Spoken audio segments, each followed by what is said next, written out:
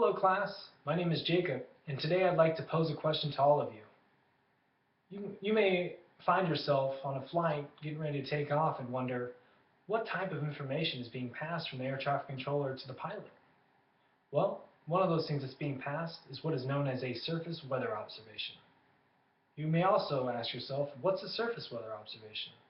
Well, today, that is the question I'm going to answer for you. Today we will go over the different weather elements that constitute a surface weather observation. We go over the time and place a surface weather observation is taken.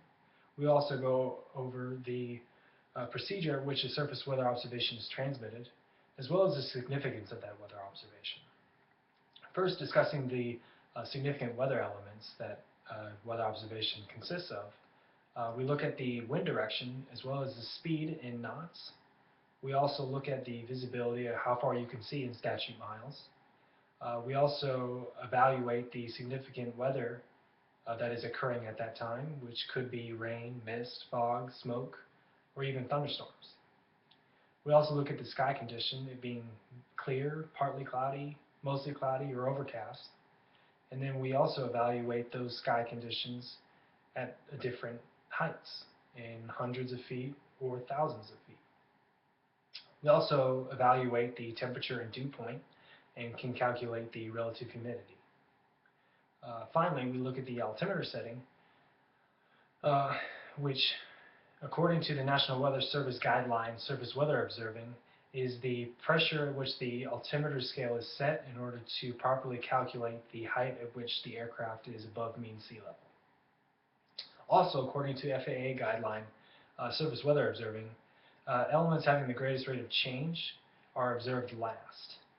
That be it, for example, if you have a fog event and drastically varying visibilities, this would be something that you would observe last due to the great rate of change. Next, we will look at the time of the observation and different types of the observations. According to 15-111, or Air Force Manual 15-111, there are two different types. It's a special observation or a METAR or hourly observation. Special observation is taken at any time when weather thresholds are crossed. That is due to preset beginning and ending, strong wind change and increase or decrease, cloud condition change, that be it being in coverage and or height. We also look at the hazardous weather, that be it being a tornado or a thunderstorm. Also, with the hourly forecast or hourly observation, these are taken 5 minutes before the top of the hour. They contain the same information as a special METAR, but set the precedence for what constitutes a special observation for the next hour. Next, we will look at the place an observation is taken. These observations are taken both day and night, and they are taken on the ground on the airfield.